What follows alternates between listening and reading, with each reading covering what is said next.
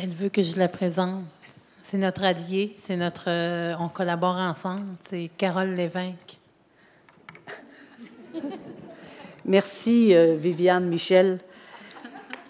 Merci d'abord à Viviane et à Francine de m'avoir invitée à cette table. Je me sens privilégiée et je suis privilégiée dans la vie depuis très longtemps, puisque ça fait, bon, on est au 40e anniversaire, j'étais là au 30e, au 20e, au 10e et même les premières années. Là, je suis plutôt optimiste. Je crois bien que je serai là au 50e, au 60e et peut-être 70e. Bon. Alors, je sais qu'il est déjà 9 heures. Je vais tenter de faire ça rapidement. Je vais vous raconter une petite anecdote en commençant. Il y a quelques années, 2 collègues d'une université québécoise sont invités à une réunion avec des femmes aînées d'une Première Nation. Alors, elles sont ravies de cette invitation, elles se rendent dans la communauté et les femmes, c'était l'association des aînés, de la communauté, disent « Nous aimerions écrire avec vous notre histoire ». Nos premiers contacts avec les Blancs. Nous sommes des aînés.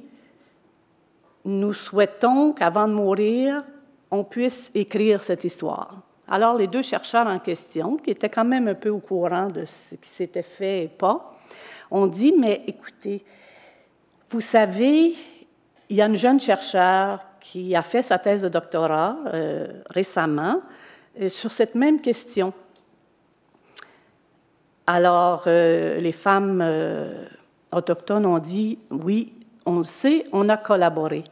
Mais elles nous avaient promis de revenir, elles nous avaient promis qu'on pourrait lire, elles nous avaient promis qu'on pourrait partager. Alors, pour nous, la recherche n'existe pas, on recommence. Alors, c'est un peu l'idée dans laquelle il faut s'inscrire quand on parle de coproduction des connaissances. Suzy en a parlé, mais d'une certaine manière, Viviane et Joanne en ont parlé aussi.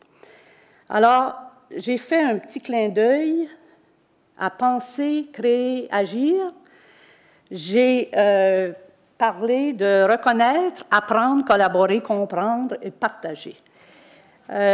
Pour que ce soit peut-être un peu plus élaboré.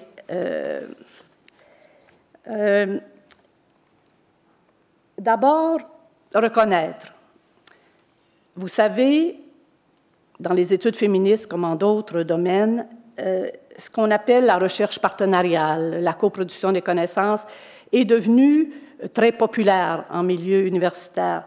On considère d'ailleurs qu'au Canada, 50% de la recherche qui se fait sur un mode collaboratif quelconque. Mais bien souvent, on parle de recherche, justement, on part de l'université pour tenter de s'adapter à quelque chose d'extérieur.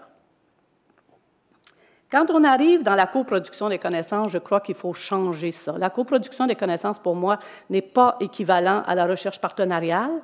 La recherche partenariale, la recherche collaborative, ce sont des pas vers la coproduction. La coproduction oblige un repositionnement de ce que nous sommes comme chercheurs. La coproduction oblige de réfléchir, donc de se doter d'une réflexivité par rapport à ses propres pratiques. Alors, si on regarde ça sous l'angle de la reconnaissance, de reconnaître, il faut déjà reconnaître l'existence de systèmes de savoir autochtones intégrés, organisés, dynamiques et cohérents. Non pas des savoirs séparés, portés par des personnes, mais des savoirs structurés. Donc, ce sont des systèmes de connaissances à part entière, totalement légitimes. Il faut, Suzy l'a souligné, reconnaître les femmes comme détentrices de savoirs spécifiques. Il faut reconnaître aussi qu'au savoir sont associés des modes d'apprentissage et de transmission. Il faut aussi reconnaître la portée universelle des savoirs autochtones. C'est de bonne guerre aussi en milieu académique de considérer que quand on travaille en collaboration ou en partenariat, on est à une sorte d'échelle locale. Et quand on fait de la recherche très poussée, évidemment, on donne dans l'universel. Quand c'est trop universel, ça n'a plus aucun impact. Et je crois que dans le local, c'est là que l'on trouve l'universel. Et c'est notre travail de chercheur de faire apparaître cette question universelle dans des savoirs que l'on aurait tendance à penser très locaux. Il faut aussi, pour s'inscrire dans la coproduction, apprendre. Évidemment, je parle de ce vaste champ des études relatives aux peuples autochtones. Il faut apprendre à propos de la colonisation et de ces multiples démarches d'effacement et d'invisibilisation des peuples autochtones. Il faut apprendre des conditions de vie des femmes au sein des communautés dans les villes. Il faut apprendre à propos de la réalité des mères et des grands-mères d'aujourd'hui. Il faut apprendre à propos de l'histoire institutionnelle. On parlait de la Déclaration des droits des peuples autochtones des Nations unies et combien d'autres outils qu'il faut connaître pour être capable d'agir efficacement. Il faut apprendre à propos du lien avec le territoire et la nature. Viviane en parlait à l'instant. Et il faut apprendre aussi maintenant à propos des multiples initiatives de décolonisation, de reconstruction sociale et de réconciliation qui sont à l'œuvre dans les communautés. Il faut collaborer, bien sûr, mais comment? En créant les conditions pour que la relation se déploie. Mais cette nouvelle relation, pas le chercheur qui définit la relation que devrait être le lien avec l'autre. Collaborer en privilégiant la prise de parole et les savoirs de toutes les femmes engagées dans la relation, y compris les femmes non autochtones. Collaborer en identifiant des enjeux de connaissances partagées. C'est sans doute là le plus difficile pour les chercheurs, parce que les chercheurs, ça pense recherche. Mais recherche, c'est un monde particulier par rapport à la connaissance. Alors, qu'est-ce qui peut nous réunir? Ce n'est pas la recherche seulement, ce sont des enjeux de connaissances partagées que nous construisons, autochtones ou non autochtones, de manière différente. Il faut aussi collaborer en explorant de nouveaux sentiers de connaissances. On parlait de la tradition orale, on parle des performances artistiques, on parle de manifestations qui sont autres, mais il faut les explorer, il faut apprendre nous aussi. Et il faut collaborer en renouvelant sans cesse la relation. Il faut comprendre, donc, désolé, c'est plate, ça. Voulez-vous que je recommence? Non. Vous auriez pu dire quelque chose, ou, je ne sais pas, mais je ne vois pas en plus dans la salle, c'est un peu sombre. Ah, c'est dommage. Bon, c'est pas grave, vous lirez, vous écouterez le vidéo. Alors, il faut comprendre maintenant. Et il faut comprendre que la recherche, telle que nous la pratiquons dans les milieux universitaires, et encore là, il y a plusieurs formes de recherche, que la recherche traduit un rapport particulier à la connaissance, mais qu'il y en a d'autres. Que la finalité du savoir est plurielle. Ce que l'on fait avec le savoir, c'est autre chose. J'espère que je n'ai pas dépassé, là, non, ça va. Que la finalité du savoir est plurielle. On ne cherche pas toujours à savoir pour les mêmes raisons. Il faut comprendre que la connaissance autochtone est relationnelle et collective avant d'être individuelle, même si elle est portée par des personnes. Il faut aussi comprendre, et ça c'est plus difficile en milieu universitaire, que la théorie n'est pas du seul ressort des chercheurs universitaires. Qu'est-ce que c'est qu'une théorie? C'est une explicitation, explication du monde qui nous entoure. Comment appelez-vous une vision du monde? Comment appelez-vous un mode d'appréhension du savoir, du social? Ce sont aussi des théories.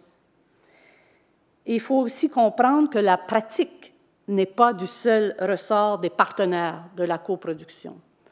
Encore un petit travers que nous avons, on se réfugie dans la théorie, c'est plus valorisant pour nous, et la pratique est donc laissée à nos partenaires. Mais j'ai des petites nouvelles pour vous. Est-ce qu'un chercheur qui n'aurait pas de pratique serait un chercheur? Est-ce qu'un enseignant, une enseignante, restons dans notre univers féminin, est-ce qu'une enseignante, une professeure n'a pas de pratique, de compétences dans sa capacité à transmettre? Alors, il faut comprendre que ces vieilles oppositions, et je dis bien vieilles, qui nous obsèdent, mais en même temps qui nous font faire des erreurs, le fait que l'on isole encore théorie et pratique, et qu'on sait, dans les milieux universitaires, ce qui est théorique est très souvent associé au fondamental, et ce qui est plus pratique, on va parler de recherche appliquée. Dites-moi, dans une dynamique de coproduction des connaissances avec les Autochtones, ce qui n'est pas fondamental là-dedans, même s'il y a des applications très concrètes.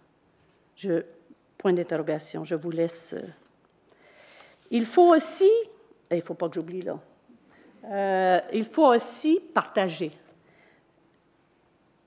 des compétences, des savoirs, des expériences, des approches, des pratiques, des résultats, à différents moments. Arriver à la fin avec les résultats seulement, c'est totalement insatisfaisant et frustrant. Et je dirais même que, quelque part, les résultats ont moins d'impact que la démarche. Les résultats ont moins d'impact puisque c'est justement ce qui indique qu'on a terminé quelque chose, alors que la relation se construit au fur et à mesure des différentes étapes. Et c'est cette relation-là qui nous enrichit. Il faut partager des aspirations pour le mieux-être. De quel droit est-ce que les chercheurs sauraient mieux que les personnes dans les communautés, les personnes autochtones dans les communautés, dans les villes, quelles sont leurs propres aspirations?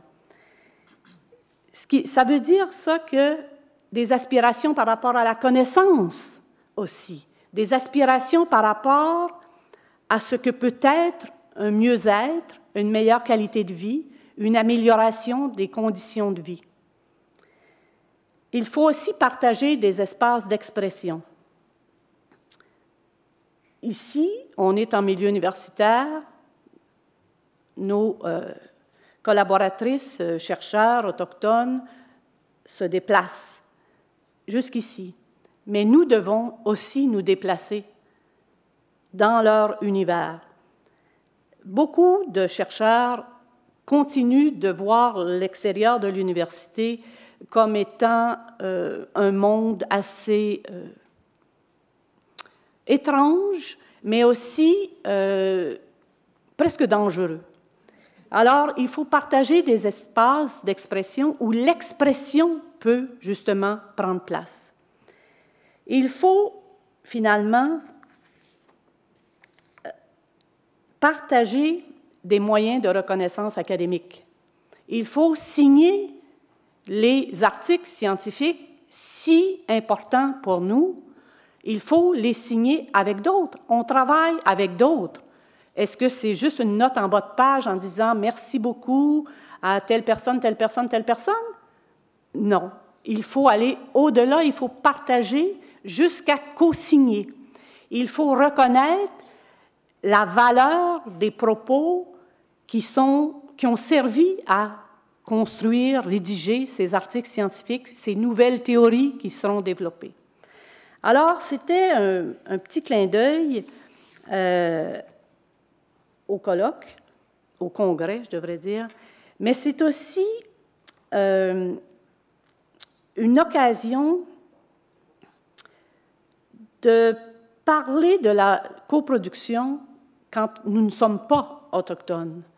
La porte n'est pas fermée, au contraire, la porte est grande ouverte, mais on a des devoirs à faire, on a des connaissances à développer, nous aussi.